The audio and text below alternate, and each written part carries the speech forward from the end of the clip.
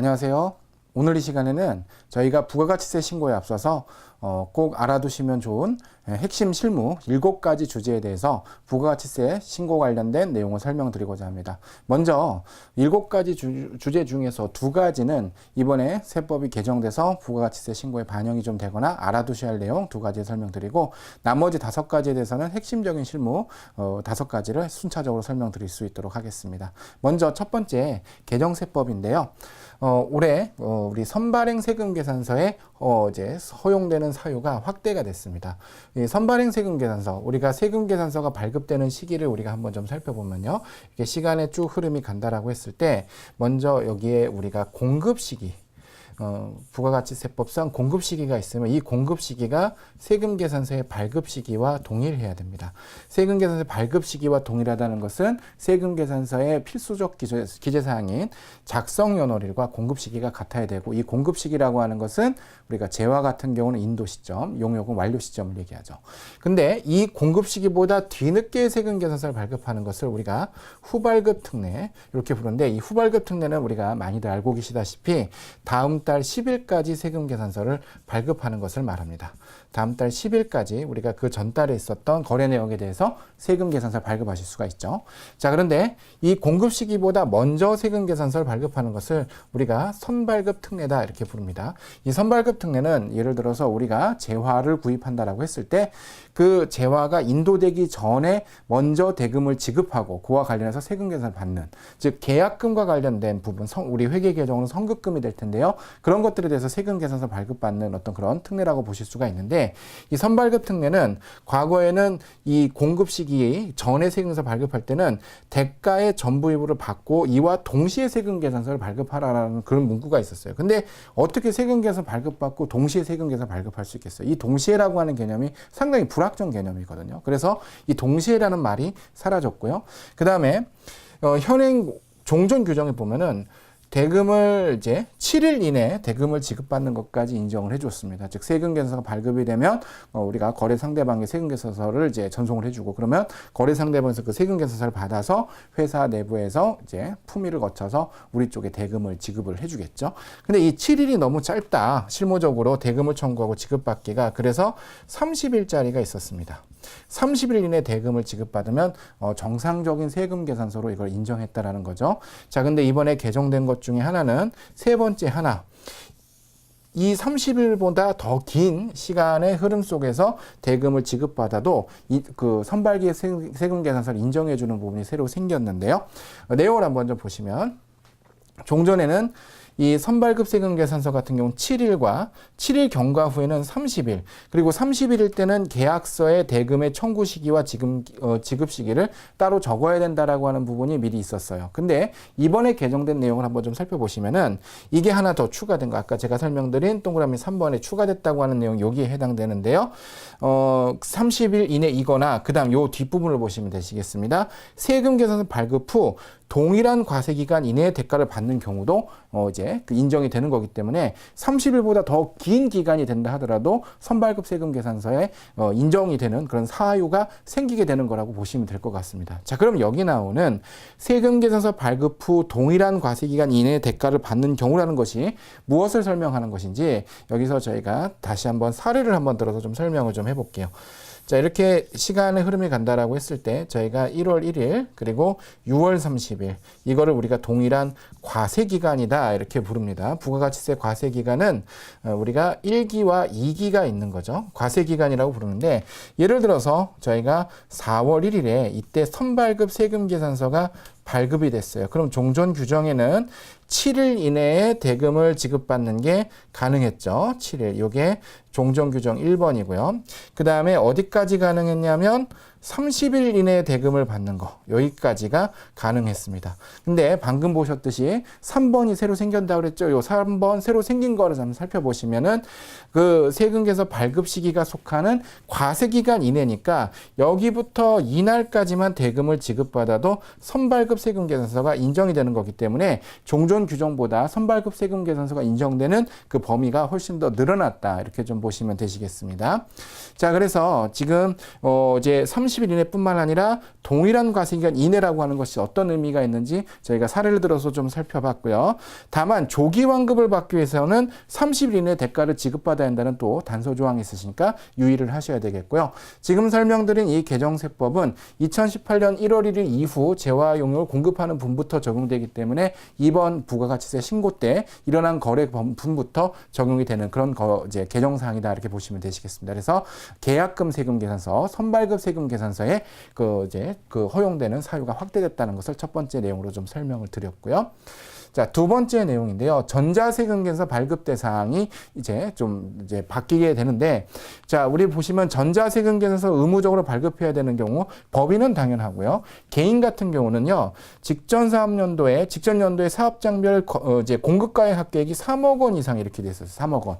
근데 이제 이 규정 자체가 부가가치세법에 있는 규정이다 보니까 당연히 여기서 말하는 이 공급가액이라는 것은 과세 공급가액을 의미하는 것이었어요. 그런데 이거를 저희가 이번에 개정하면서 과세 공급가액뿐만 아니라 면세 공급가액도 같이 봐서 합계액이 3억 원 이상이면은 전자세금 계산서의 의무 발행 대상이 됩니다.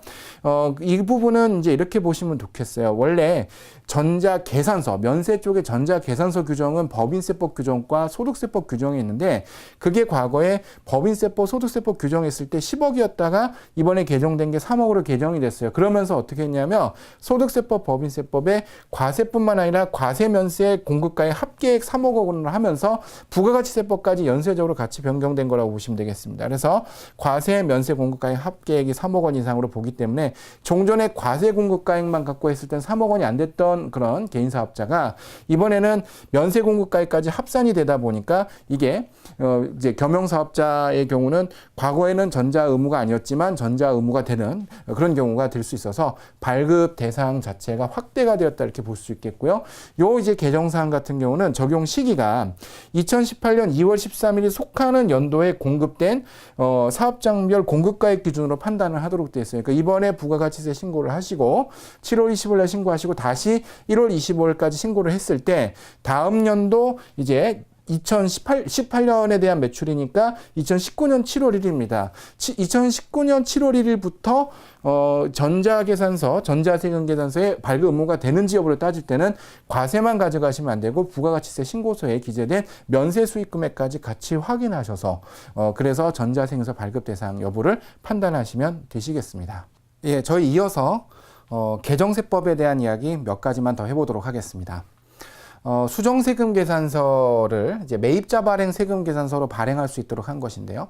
본래 이 매입자 발행 세금 계산서라는 것은 매출자가 세금 계산서 발행하지 않았을 때 매입자 입장에서 억울하니까 매입세 공제를 받을 수가 없죠. 그래서 매입자가 국세청에다가 사실관계 확인을 신청을 하고 관할세무서에서 그 거래 내역을 확인을 해서 확인 통보를 내려주면은 그 확인 통보를 받은 내용을 갖고 매입자가 세금 계산서를 발행하는 거죠. 매입자가 자기 자신에게 셀프 발행을 하는 그런 규정이 있었는데요.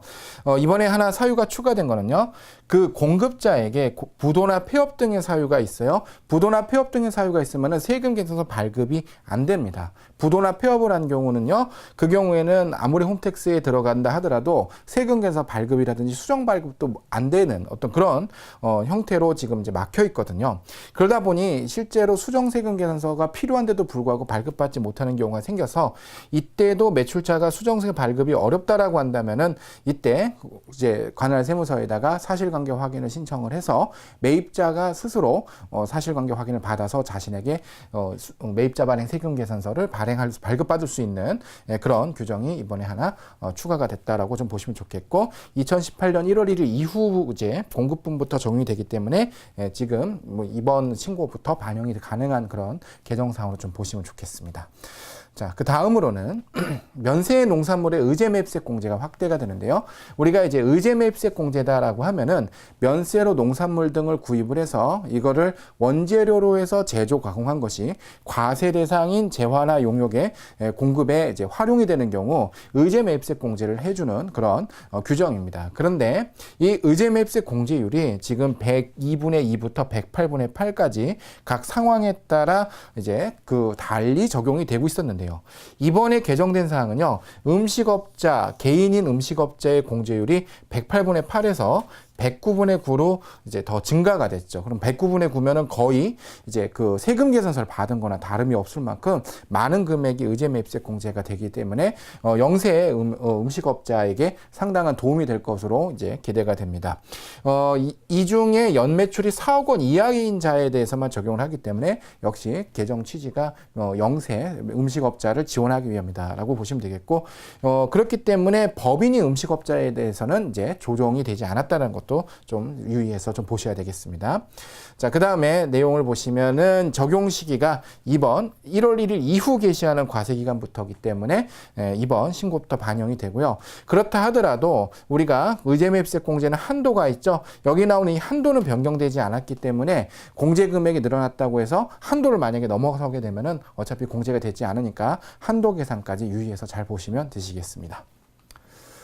다음으로는 가공세금 계산서의 가산세율이 상향이 되는데요. 그 늘어난 부분이 뭐냐면 가공세금 계산서라고 하는 것이 2%에서 가산세율이 3%. 여기 이제 3%는 당연히 공급가액에다가 3%를 곱하는 거다라고 좀 보시면 좋을 것 같습니다. 근데 이 공급가액의 3%인데요. 그럼 이 가공세금 계산서라는 것이 무엇이냐? 여기 보시면은 재화나 용역의 공급 없이 세금 계산서를 수수하거나 신용카드 매출 전편을 발급한 경우라고 되어 있는데요. 흔히 말하는 우리 국세청에서 많이 부르는 자료상이라고 하는 것이 여기에 해당이 된다라고 보시면 좋겠습니다.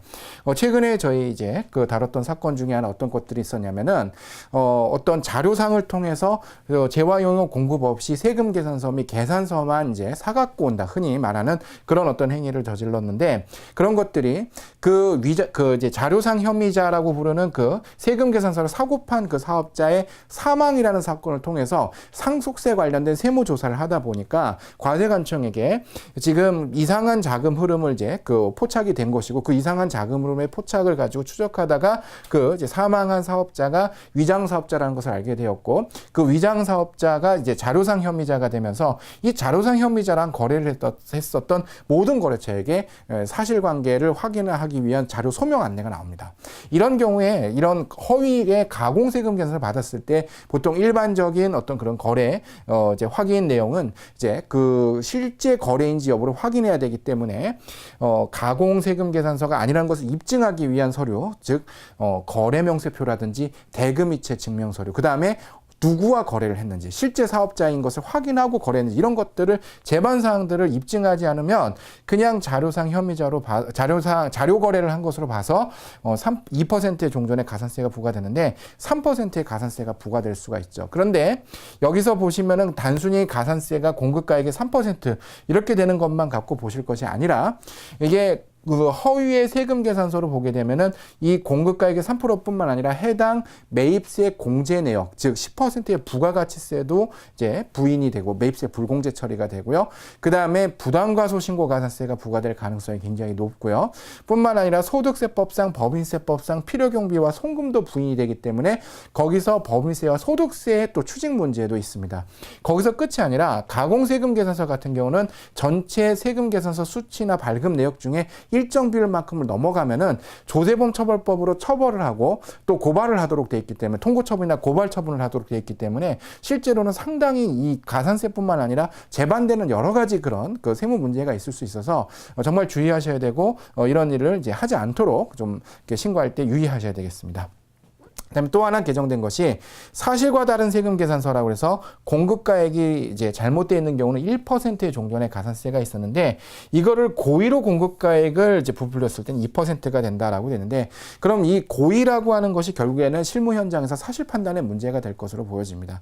예를 들어서 회사에서 어떤 직원이 세금 계산서를 발급하는데 100만 원을 발급해야 되는데 실수로 0을 하나 더 눌러서 1000만 원이 됐다. 그러면 이게 과연 고의냐 아니냐. 즉 고의의 반대말은 착오일 텐데요. 이게 착오에 의한 잘못 발급된 것인지 고의에 의한 것인지가 실제 실무 현장에서 사실 판단의 문제로 첨예하게 다루게 될 것으로 예상이 되고요. 이때도 가산세가 이제 늘어나게 된다. 이런 부분까지 살펴보시면 되시겠습니다.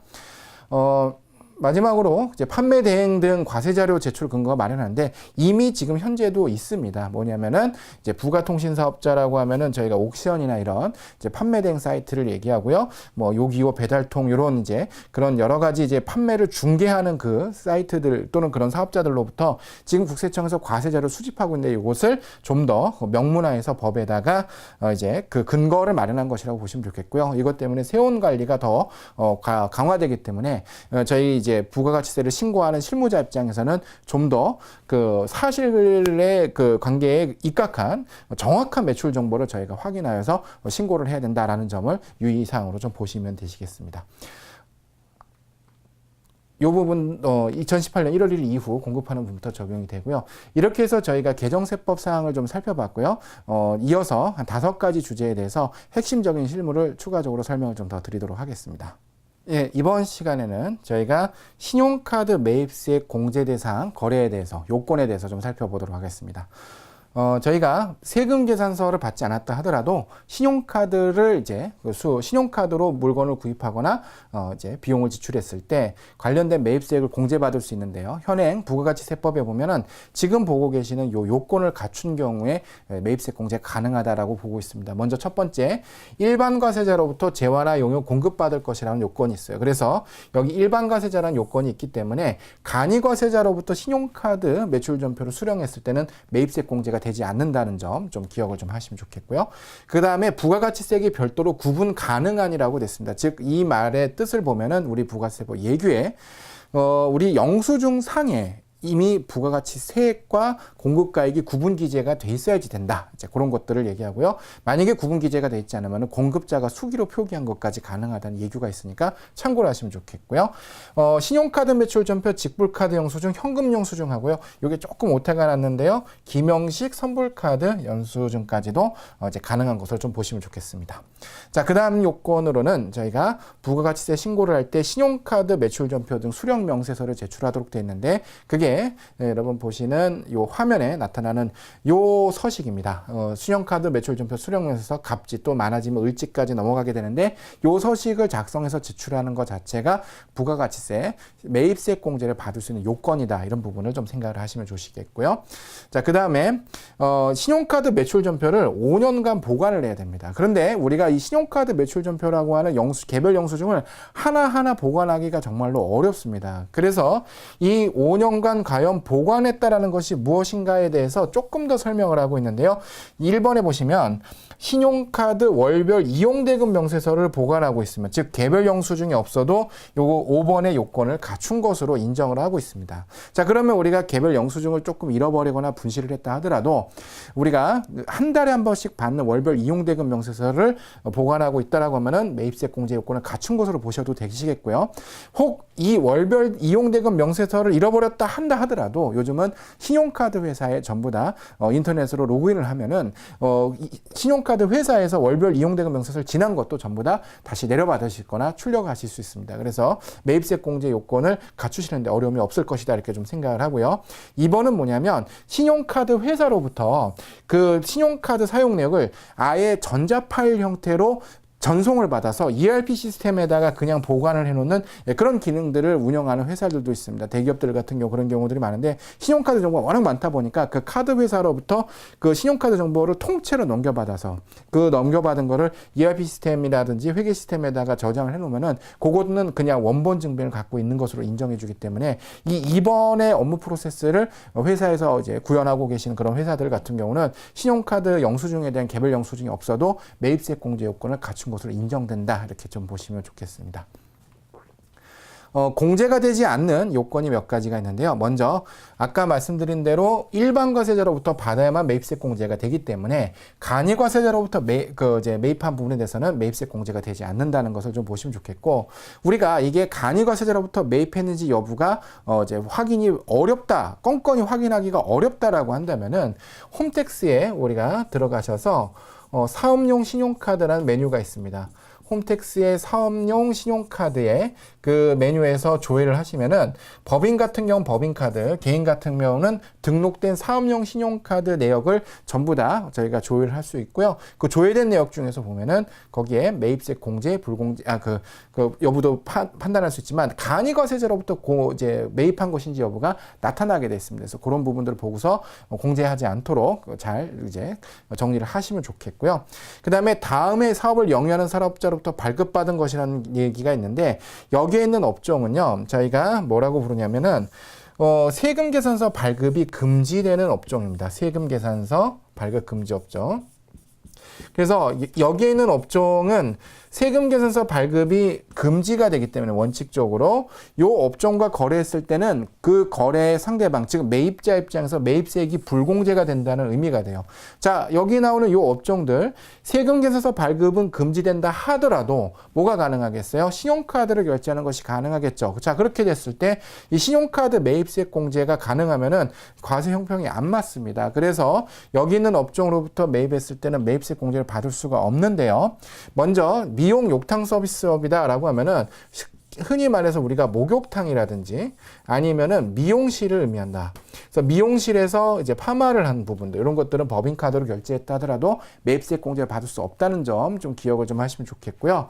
여객 운송영업 가장 대표적인 게 KTX입니다. KTX나 SRT 같은 경우는 그 승차권 이용 대금에 매입 부가가치세가 포함되어 있어요. 그러나 이 부분에 대해서는 신용카드 법인 신용카드로 결제를 했다 하더라도 분명히 업무 목적으로 썼지만 법에서 이제 매입세액 공제를 할 수 없도록 공제 배제로 넣어놨기 때문에 절대로 매입세액 공제를 하지 않도록 주의하셔야 되겠고요. 입장권을 발행하는 사업이라고 한다면은 가장 대표적인 게 영화관 같은 거라고 보시면 좋겠습니다. 영화관이라든지 그 다음에 그 놀이동산 같은 경우도 여기에 해당이 됩니다. 그 롯데월드라든지 이런 놀이동산 등등도 이제 매입세액 불공제가 되는. 아무리 신용카드 결제더라도 매입세액 불공제되는 업종이니까 보시면 좋겠고요. 성형수술, 수의사, 자동차 운전하고 이런 부분들이 순차적으로 나와 있습니다. 핵심적인 사례가 몇 가지가 있는데요. 종업원 카드로 신용카드로 매입세액 공제를 받을 수가 있느냐를 했을 때 매입세액이 공제된다는 예규가 있습니다. 종업원 신용카드 가능하고요.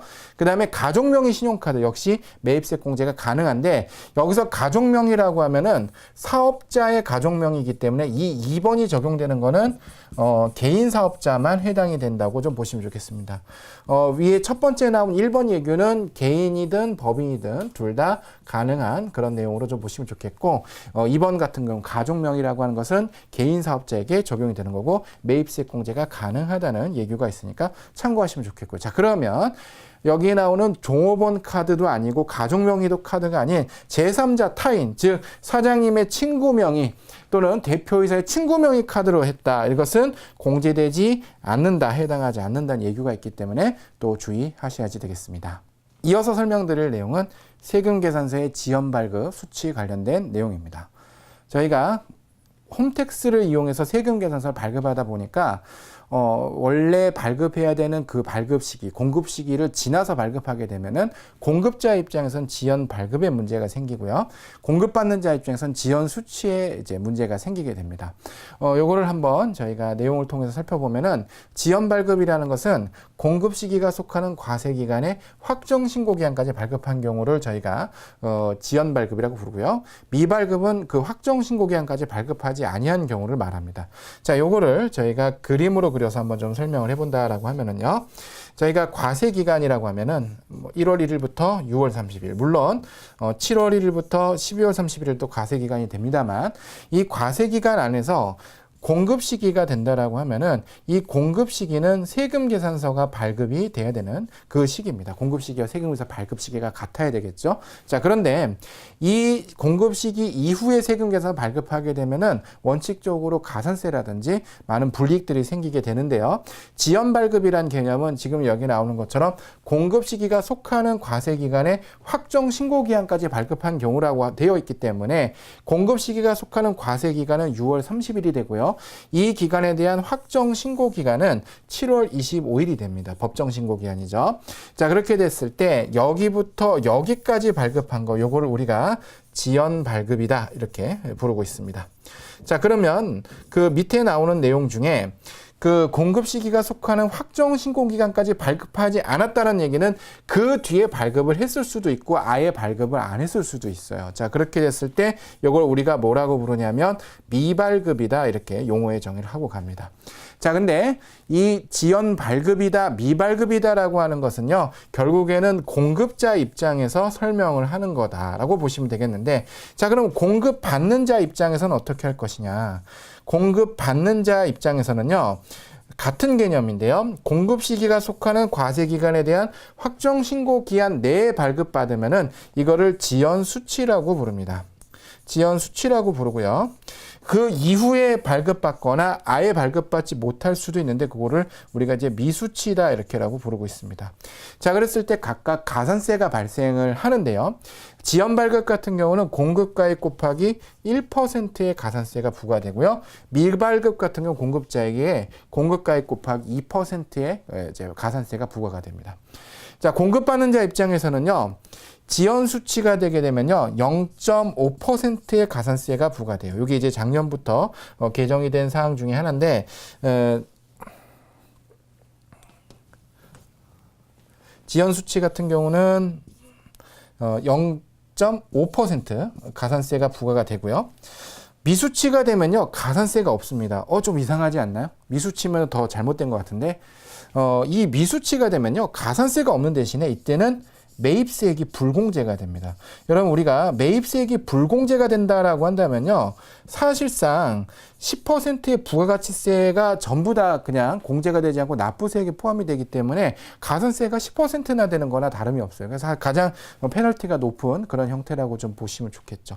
자, 0.5%의 지연수치 가산세가 있는 경우에는 이 경우에는 매입세액 공제는 허용을 해주고 있습니다. 매입세액 공제가 가능하다.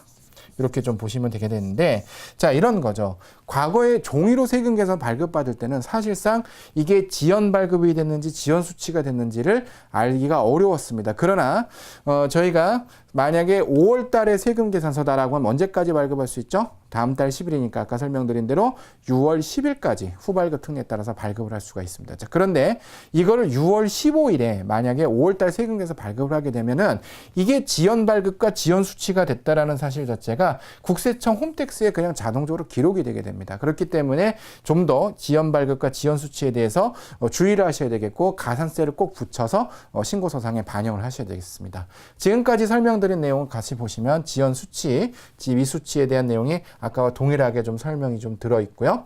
자, 그 다음에 지금 보시면은 요 지연 발급과 지연 수치일 때 공급자는 1%의 가산세, 지연 수치 공급 받는 자 입장에서는 0.5%의 가산세지만 매입세 공제가 된다는 점, 요게 차이점이 있고요.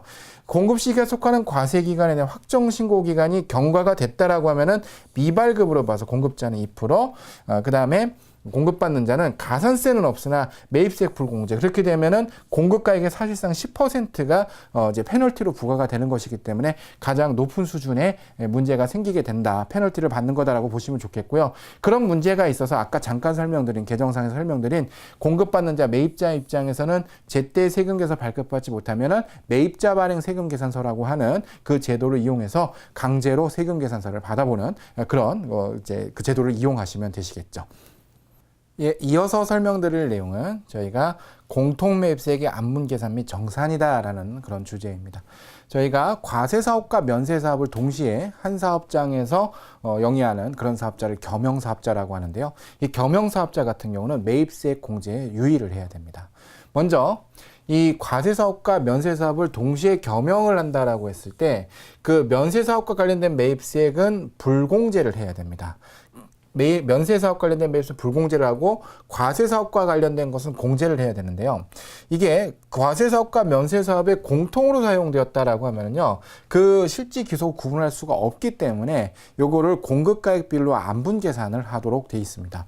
자, 우리가 그 어떤 재화나 용을 공급받고 세금계산 발급받는 시점에는 이게 공통분인지 과세분인지 면세분인지를 잘 알 수가 없을 수도 있습니다. 그래서 우리가 부가가치세 신고를 하는 그 시점에 우리가 먼저 그 매입 내역을 쭉 리스트를 보시면서 이거는 과세분인지 아니면은 면세분인지를 구분을 하시고, 아니면 공통분인지, 요 세 가지로 구분해내는 것이 가장 먼저 이루어져야 될 이제 그런 업무 처리고요. 과세분이라고 하면은 전액을 공제를 하시면 되겠고, 면세분이라고 하면은 전액을 불공제를 하셔야 되겠습니다. 그런데 안분 계산을 하는 것은 지금 여기 나오는 것처럼 실지기속을 구분할 수 없을 때, 요때가 안분 계산이 됩니다. 흔히들 이제 이 겸용사업자 같은 경우 실무를 하시면서 가장 놓치시는 것 중에 하나가 뭐냐면, 처음부터 모든 매입세액을 공통분에 넣고 불공제, 그 안분 계산을 하시는 경우가 있을 수 있는데, 불공제분과 공제분을 처음에는 먼저 구분하셔서 과세분과 면세분을 반환한 이후에 그 다음에 공통분에 대해서만 안분 계산을 한다. 요게 이 공통매입세액 안분 계산의 첫 번째 시작점이라고 보시면 되겠습니다. 자, 그러면 안분 계산을 어떻게 할 것이냐? 이 공통매입세액을 저희가 가져다 놓고요. 요거를 해당 과세기간의 총 공급가액. 자, 여기서 총 공급가액이라고 하는 것은 면세 공급가액과 과세 공급가액이 합쳐진 우리 회사의 전체적인 이제 매출액, 즉 공급가액이 될 거고요. 그 중에 면세분에 대한 공급가액으로 비율로 반환했기 때문에 요거를 면세 관련 매입세액이라고 볼 수 있고요. 이거는 공제 대상이 아니라 면세 관련이기 때문에 불공제 대상이다. 이렇게 저희가 생각해 볼 수 있겠습니다. 그런데 이제 예정 신고 기간과 확정 신고 기간, 이제 법인 같은 경우는 두 번의 신고를 하기 때문에 예정 신고 기간은 공급가액 비율에 따라, 예정 신고 기간 공급가액 비율에 따라 안분 계산을 하고요. 확정 신고 때 이를 정산한다라고 되어 있습니다. 요 문구를 가지고서 저희가 한번 예제를 구성해서 저희가 설명을 한번 드려보려고 하는데요. 보시면은 2월 1일 날 트럭을 1,000만 원을 매입했어요. 자, 그럼 2월 1일이면 부가세 신고를 언제 들어가게 됩니까? 4월 25일 날 예정 신고를 먼저 하게 돼 있습니다. 자, 그래서 이 1,000만 원에 대한 부가가치세 얼마가 있었냐면 100만 원이 되겠죠. 이 100만 원만큼 이때 부가가치세 신고를 할 때는 4월 25일 입장에서는 1월 1일부터 3월 30일까지의 3개월의 매출액밖에 확인할 수가 없죠. 그래서 과세 공급가액 1억과 면세 공급가액 1억, 그래서 5대 5니까 정확히 100만 원 중에 50만 원은 공제가 되고 50만 원은 불공제가 되는 그런 내용이 될 수가 있겠습니다. 자, 그리고 나서 원재료 매입이 5월 1일 날 또 있었는데요. 자, 그러면 7월 25일 날 우리가 부가세 신고를 하면서 다시 공통매입세액 계산, 안분 계산을 해야 되는데, 아까 앞쪽에서 살펴본 대로 예정 신고 기간에 매입을 했을 때는 확정 신고를 할 때 이걸 정산한다 그랬어요. 어떤 방식으로 정산을 하느냐? 자, 여기 보시면은 정산을 할 때 공통매입세액은요, 150만 원이 들어갑니다. 이 150만 원은 2월 1일에 있었던 1,000만 원에 있었던 요 100만 원의 매입세액과, 자, 그 다음에 500만 원에서 나온 50만 원의 매입세액, 이 둘을 합산한 금액이죠. 그 합산한 금액이 확정신고 시 정산 대상이 되는 공통매입세액으로 들어가고요. 자, 그 다음에 이때 들어가는 이 매출액 주의하셔야겠죠. 이때 들어가는 공급가액은 6개월치가 전부 다 들어가야 돼요. 그래서 3억분의 2억 이렇게 들어가면 안 되고, 이거를 전부 다 합친 6개월간의 총 공급가액 얼마예요? 5억이 되겠죠. 그 중에서 면세 공급가액 3억을 여기다가 안분계산식에다 넣어서 매입세액 공제, 불공제를 계산을 해야 됩니다.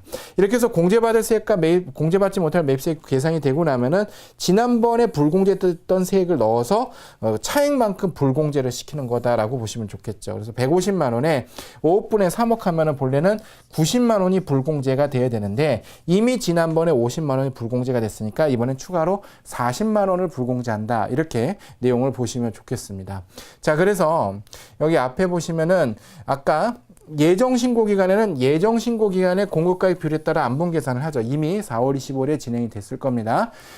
그리고 나서 이번에 확정 신고를 할 때죠. 7월 25일 날 우리가 부가가치세 신고를 할 때는요, 여기 공통매입세액은요, 4월부터 6월 것까지만 넣는 것이 아니라 당연히 1월 1일부터 6월 30일까지, 즉 해당 과세기간, 확정신고기간의 과세기간 전체에 대한 공통매입세액을 다 집어넣어서 정산 대상으로 집어넣으셔야 되겠고요.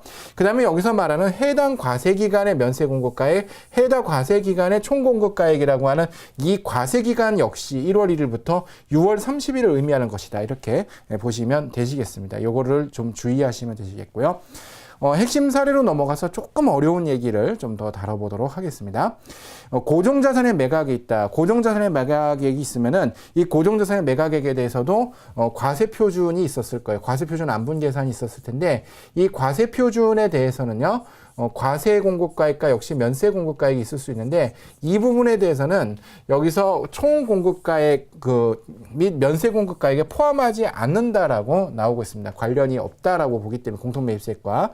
그래서 여기 보시면은 여기서 해당 과세 기간의 총 공급가액, 면세 공급가액 비율을 계산할 때 이 공통매입세액과 관련이 없는 고정자산 매각액이다라고 한다면 여기다가 넣지 않는 거라고 보시면 좋겠습니다. 순수하게 고정자산 매각액을 제외한 매출액만 가지고서 요거를 계산을 해야 된다는 점을 좀 기억을 하시면 좋겠고요. 그 다음은 조금 더 어려운 내용인데 동일한 사업장에서 겸업을 한다라고 되어 있어요. 여기 보시면 공통매입세액의 안분계산은 사업장별로 하는 것이 원칙입니다. 근데 동일한 사업장에서 여러 종류의 사업을 겸용하는 경우에는요, 그 공통매입세액과 관련된 사업의 부분만을 공급가액 비율에 따라서 안분한다라고 되어 있습니다. 이게 어떤 의미냐? 예를 들어서 백화점이다. 백화점 같은 경우는 그 백화점에서 과세 상품도 팔고 면세 상품도 팝니다. 근데 이 백화점이 업종이 예를 들어서 소매업, 소비자에게 물건을 팔죠. 소매업도 하고 백화점의 일부를 다른 매장에게 빌려주는 부동산 임대업, 이렇게 두 가지 업종을 겸용한다라고 했을 때 이 소매업, 백화점에서 판매하는 물건은 과세 상품도 있고요, 면세 상품도 있습니다. 과세 상품과 면세 상품, 예를 들면은 식품 같은 경우는 면세 상품이 있을 수 있겠죠. 그러나 부동산 임대업은 항상 과세 일 수밖에 없다라는 거죠. 자, 이렇게 됐다라고 했을 때 만약에 어떤 공통매입세액이 생겼어요. 그 공통매입세액이 여기서 식품을 판매하는 소매업이다라고 했을 때 그 식품을 이제 보관하기 위한 거대한 냉장고였다고 한번 좀 생각을 해볼게요.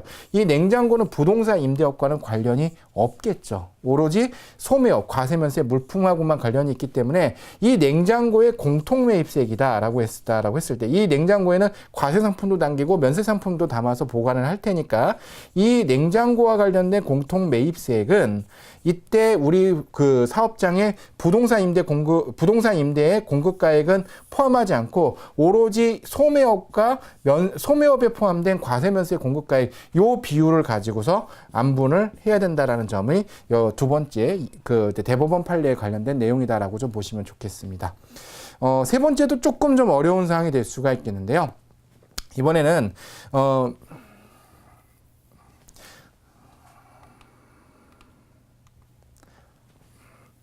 세 번째 이야기는 본지점이 있는 경우의 안분계산입니다. 그래서 여러 개의 사업장이 있는 사업자의 경우 공통매입세 안분계산은 각 사업장별로 하는 것이 이제 원칙입니다. 그런데 각 사업장에서 공통으로 사용되는 매입세액이 있었다라고 하면은 그 공급가액 합계액에 의해서 안분계산하는 것이다라고 나와 있어요. 이게 무슨 뜻이냐?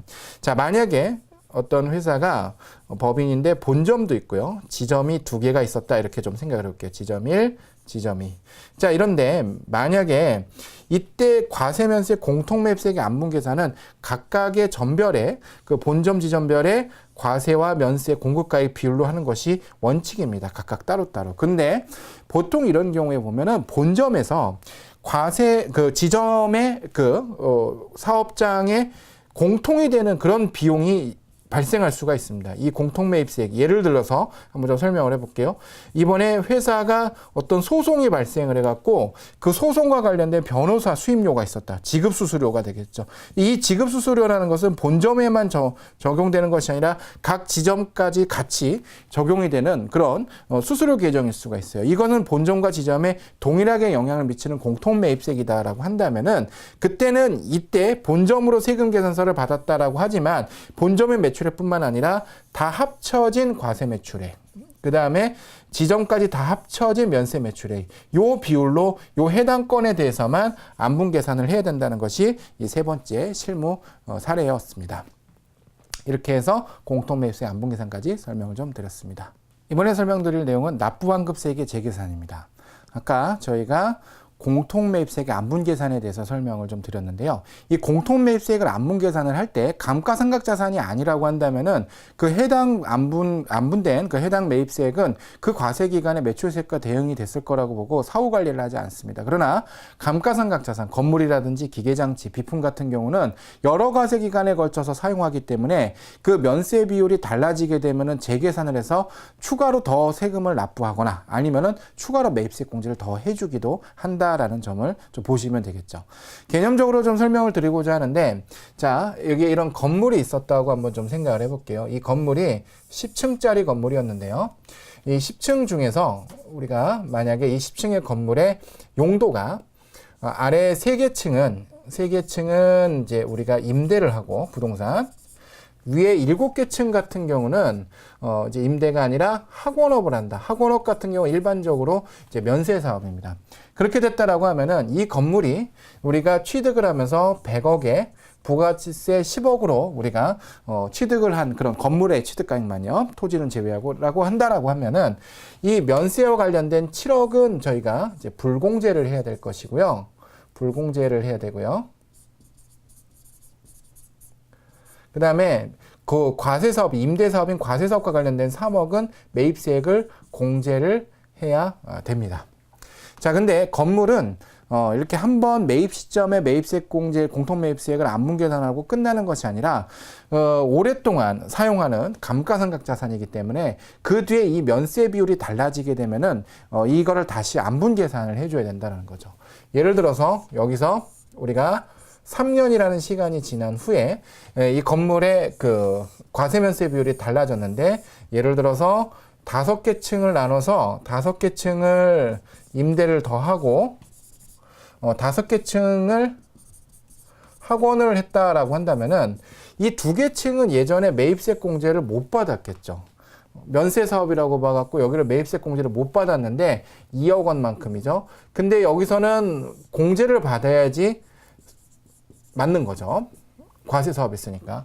그렇게 됐을 때 그 불공제 받았던 2억 원을 매입세 공제를 해주는데, 그 매입세 공제를 2억 원을 그대로 하는 것이 아니라 시간이 지났기 때문에 3년이란 시간이 지났기 때문에 감가율, 상각률을 적용을 해줍니다. 그 상각률이 건물 구축물 같은 경우는 5%, 기타의 감가상각자산 25%를 적용해요. 자, 그러면 이 5%가 3년 지났으면은 감가를 몇 퍼센트 하면 될까요?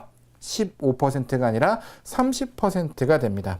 왜냐면 여기서 말하는 이 상각률은요, 요 산식에다 대입했을 때 경과된 과세기간 수라고 하는 것을 적용을 하는데, 여기서 과세기간은 부가가치세 과세기간은 1기와 2기 1년에 6개월씩 지나갑니다. 그래서 3년이라는 시간이 지났다는 것은 과세기간이 6번 흘러갔다는 것을 의미를 하고요.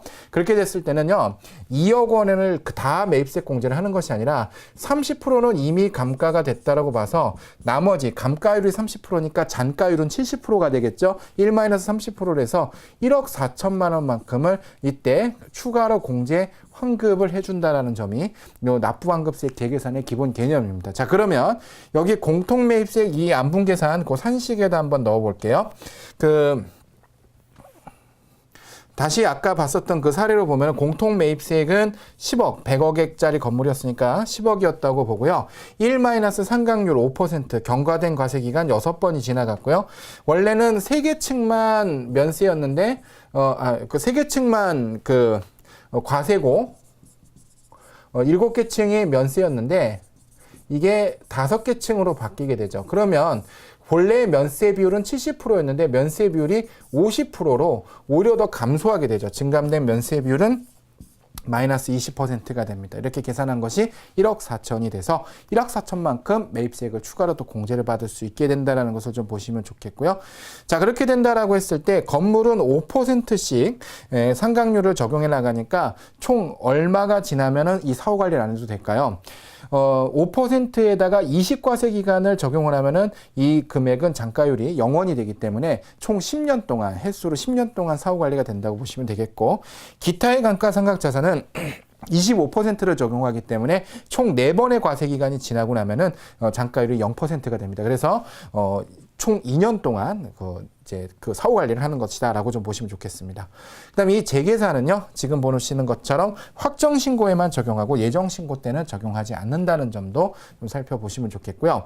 면세 비율이 5% 이상 차이가 날 때만 이 납부환급세액 재계산을 다시 합니다. 그래서 요 예제가 있는데 요 예제를 잠깐 한번 보시면 신문사다라고 되어 있는데요. 신문사 같은 경우는요, 여기 신문의 판매는 도서의 판매로 봐서 면세를 적용하고요.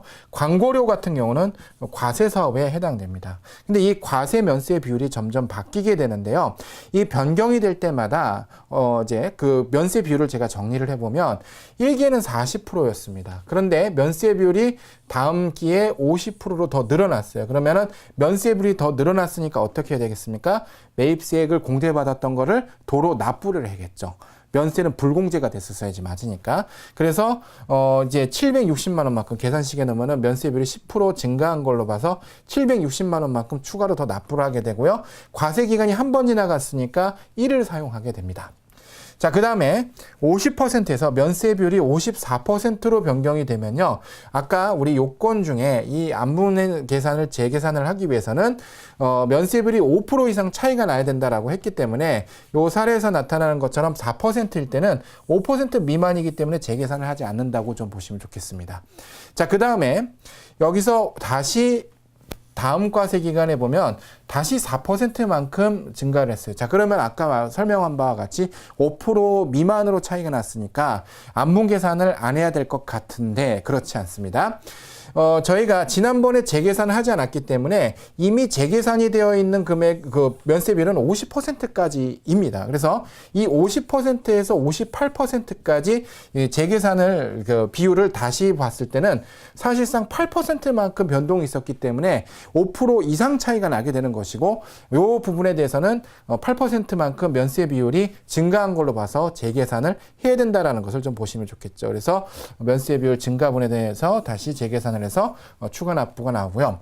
자, 그 다음에는 면세 비율이 더 줄어들었습니다. 면세 비율이 줄어들었다는 얘기는 그만큼 과세 비율이 늘어났다는 얘기인데요. 과세 비율이 늘어났으면 과세는 매입세 공제를 받을 수 있는 거래니까 과세 비율 늘어난 것만큼 추가로 매입세 공제를 하는 것이다. 여기까지 살펴보시면 좋겠습니다.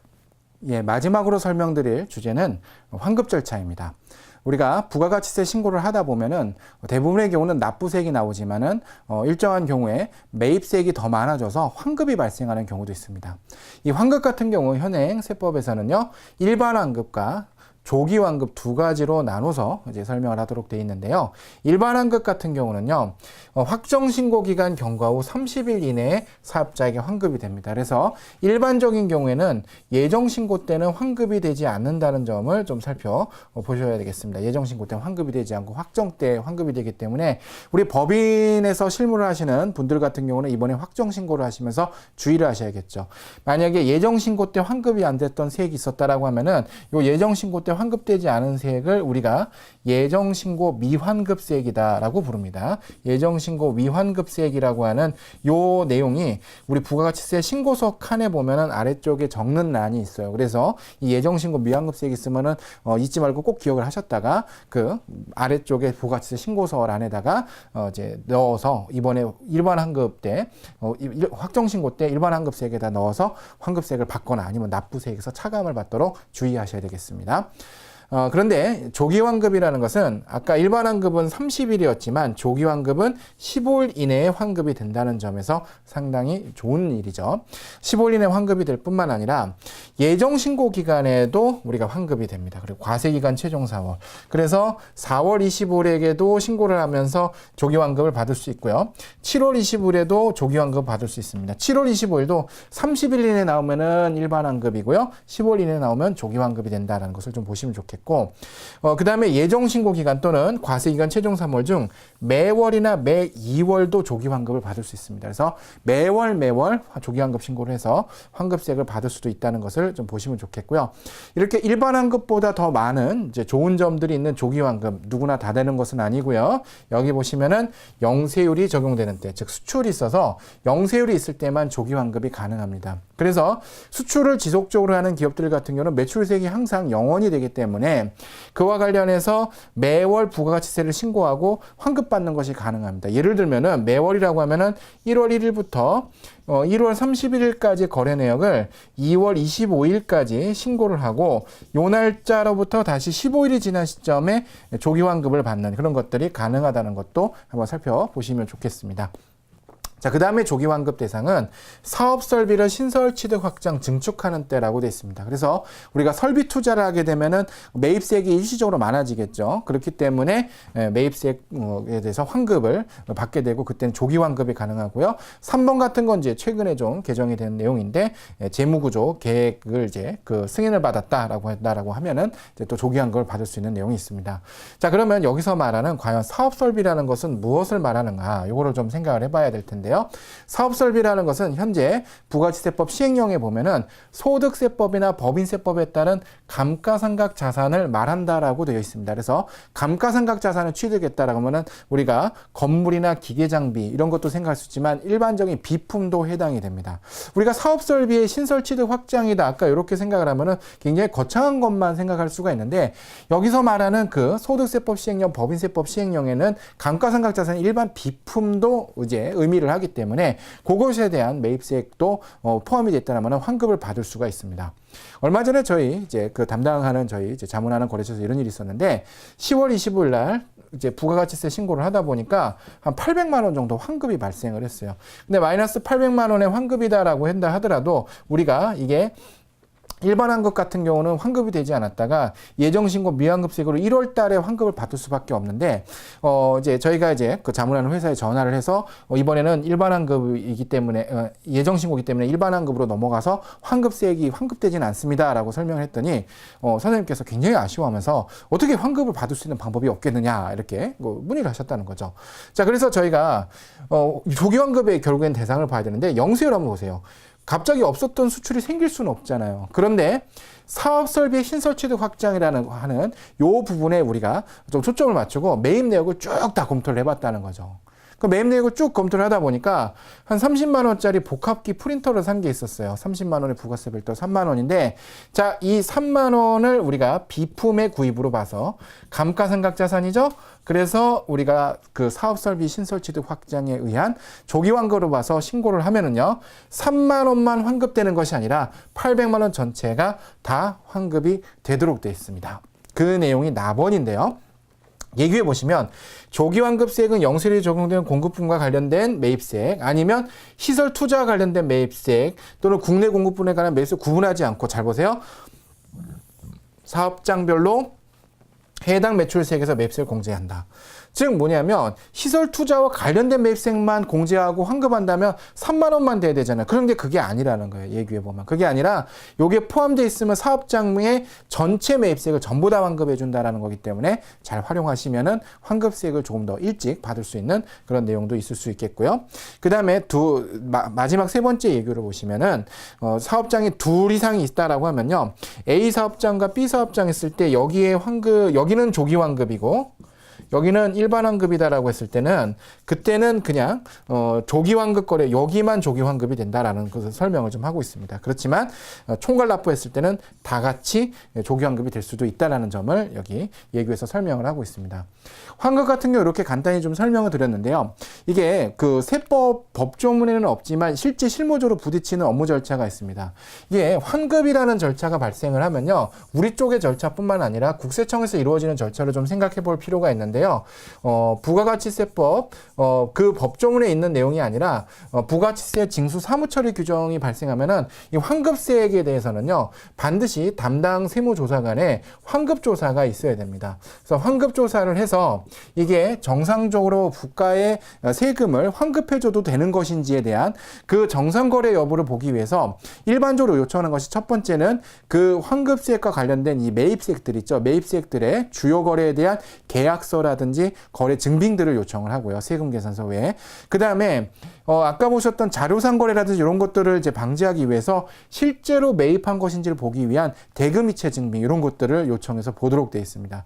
또 그러니까 해당 거래가 위장 허위의 가공 거래가 아닌지를 보기 위해서 이 업종과 우리 업종이 서로 간에 그 매입 내역을 거래를 할 수 있는 업종인지 그 업종에 대한 대사까지도 들어간다는 것을 보시면 좋겠습니다. 그래서 환급세액이 발생하면 환급조사가 진행이 되고 이 환급조사 같은 경우는 크게 한 두 가지 정도 거래 명세표나 그 계약서가 제시가 돼야 되고 두 번째는 거래 대금이체 증빙을 이제 보게 되는데 이런 경우에 계약서에 보면은 의외로 그 계약서상에 나와 있는 거래 공급 시기와 세금 계산 발급 시기 작성 연월이 틀리게 돼서 환급세액을 환급받지 못하거나 가산세가 부과되는 경우가 생길 수 있습니다. 그래서 이때 매입세액이 더 많아져서 환급을 받는다라고 하면 환급조사를 꼭 염두에 두셔서 실무를 하셔야 되겠고요.